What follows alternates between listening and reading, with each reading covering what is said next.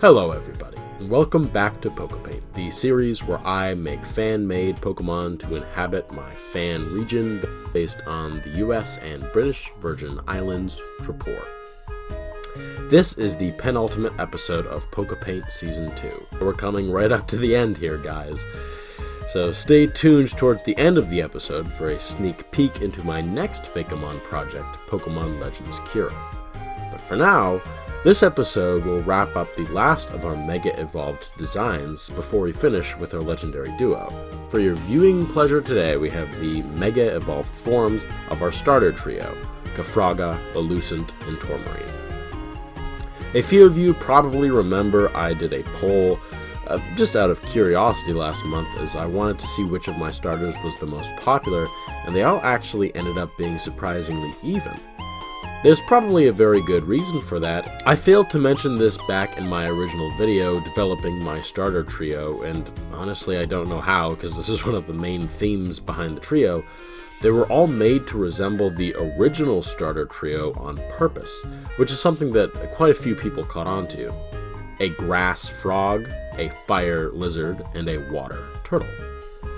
I did this for a few reasons. The first was semi-coincidental, as the first one that I came up with was a Squirtle, a sea turtle Pokemon that had obvious ties to Squirtle. Originally that discouraged me from using the design, but I realized that I could make them tie into the first generation of Pokemon, as by the time that I finished this series, the next generation to speculate about would be Generation 10.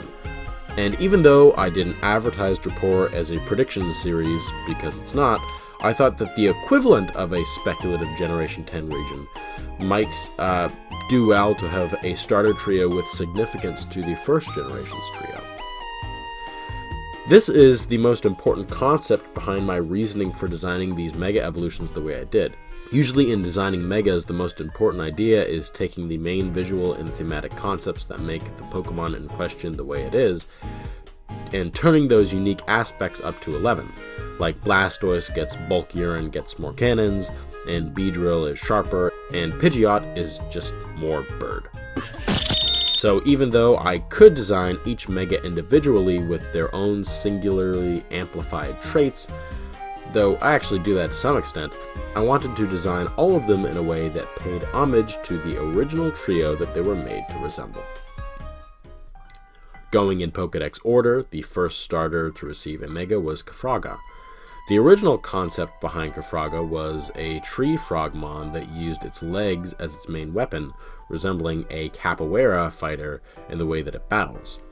But that won't be the trait that we amplify today, even though if I were to do this design on its own, I'd probably focus on those. No, in order for Kafraga to more closely resemble Venusaur, I decided to lean into the only traits that these mons have in common, beyond them both being frog-esque grass-type Pokemon with plants growing out of them. Honestly, this starter was probably the furthest from the original when it came to how it looked. But to give it that Venusaur flair, I rearranged the leaves to fall over its back like Venusaur and added a bulb for the same reason.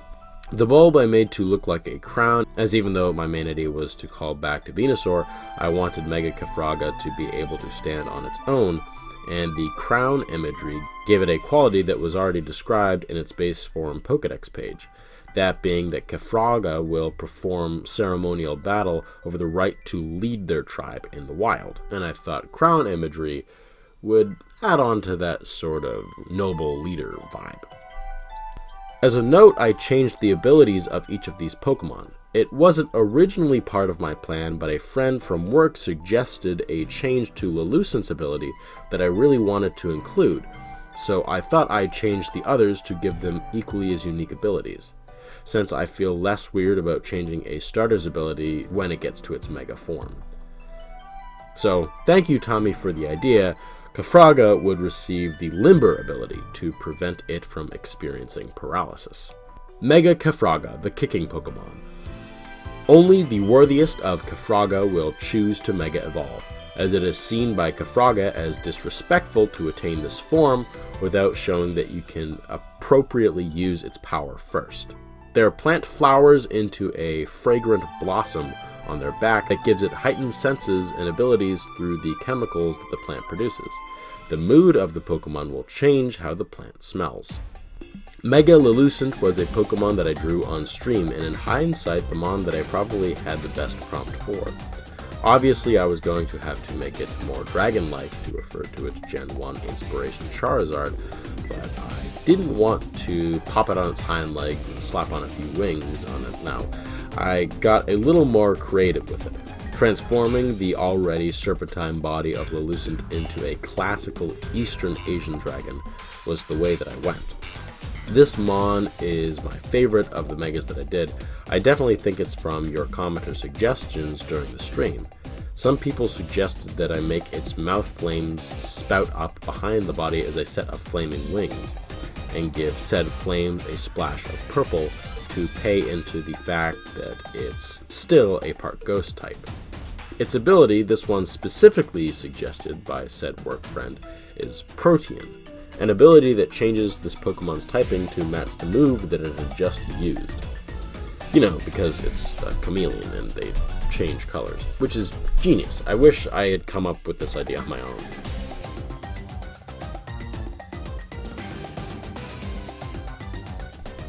Mega Lelucent, the Spectre Pokemon. They can turn invisible, and as such, it's near impossible to hit.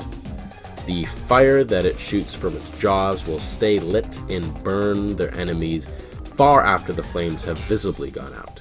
Although this Pokemon cannot change its ability genetically, its morphing scales can temporarily give its skin the resistances of completely different typings. Mega Tourmarine had the simplest prompt out of the three, but it was actually the hardest to get right. Both it and Blastoise have military weaponry as part of their designs, Blastoise having cannons and Tourmarine being related to submarines and torpedoes. So I thought I'd play up the torpedo aspects of the design by giving it a set of massive torpedo heads on its back and forelimbs. Yeah, it's a bit overkill, literally, but so is Mega Blastoise. A commenter noted how Tourmarine's name heavily resembles the name of a rock called Tourmaline, and although part of me really wanted to make its torpedo heads out of a rainbow-colored gemstone, part of me still wants to, it was hard to make it still read as a water and steel type as opposed to a water and rock type that way. I used a stylized whirl to give the torpedo heads more of an interesting and angled look, and although it made them look more like drills, it gave them some implied possible movements, so that's okay. Its ability, I was gonna make Swift Swim for the whole torpedoes thing, and although that's really on theme, the other two mons had more useful abilities that weren't really related to their typing, and therefore I chose Rockhead to prevent it from receiving recoil damage, as I felt that worked with the whole torpedo idea too. Mega Tourmarine, the submerged Pokemon. These Pokemon attack with the drill-like torpedoes that adorn their hull-like shell. They hide silently in the deep water and strike out with their massive weapons propelled forth by a super stream jet of high-pressure water.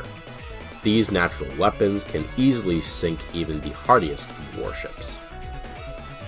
So these are the mega evolutions of Kafraga, Lelucent, and Tourmarine. I hope you like them. Tell me which one you prefer in the comments below, and tell me if these designs change your original starter decision. As the next episode will be our last for Trapor, I know, very sad, I wanted to give you all a sneak peek of what's next in the world of the John Machine, with a look into a small snippet from the first episode of Pokemon Legends Kyurem. Golem and Golurk are a set of mons that are based off of golems, which are creatures from Jewish folklore. In the original legends, they are made out of clay and enchanted to be alive, but in the Pokemon world, they are made out of some sort of hard blue armor substance, which, since we're already thinking about New York, this reminds me of the Statue of Liberty. This is an important point, as this influenced what I did for the ancient version, which instead of being blue would be a reddish brass color. This is inspired by how the Statue of Liberty started out a brassy red and turned green over time, as it is made of copper, which when it's left in open air, oxidizes over the years into the iconic green-blue color.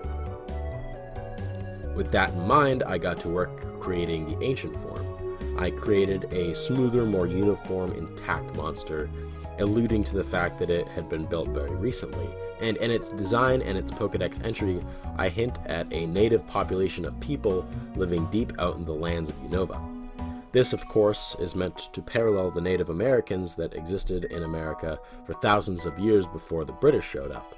But the inclusion of a mysterious native population is also to serve as a backstory for the ancient ruins that can be found across Unova in the games, like the Desert Resort and the Celestial Tower. I'll get more into this native race of Unovans in a future episode, and further flesh out their culture and the characters that you would encounter deep in the Unovan wilderness. But for now, Golem, the automaton Pokemon. It has been theorized that these Pokemon are man-made instead of naturally occurring, originating from a native human population far out in the wilds of Unova. It is found that when Golem wander across a village or encampment of humans, this friendly Pokemon will stay nearby and defend people from more dangerous Pokemon. This behavior causes many to believe that this is the purpose for which they have been built. Based on the Pokedex entry, this Pokemon is probably the easiest to visualize how it will become its modern counterpart, as its shiny form acts as the oxidized form, and the real Golem acts as the final ancient relic, broken down form, with all of its dents and cracks and seals, keeping the energy within from leaking out of its deteriorating body, and explaining why the ancient red form cannot be found in the modern day. All of this can be more easily seen in its evolution, Golurk. I hope that clip makes you all as excited for the series as I am, and gives you all an idea about what to expect. The first episode airs officially on YouTube on the 4th of April, but if you can't wait until then, it's up right now in its full glory on my Patreon. Link in the description if you want to support me over there and see my videos at least a day early or earlier. I will be making changes to my Patreon towards the end of the summer to expand on my as of now singular reward tier there, so keep an ear peeled for that. And well, it's a bit daunting to finally say, but I'll see you all next week for the final episode of Pokepaint Season 2 with the legendary duo of the Trapor region. I hope you all enjoyed this video, and if you did and want to see more like it, then subscribe, and turn on the bell to get notified when I upload next.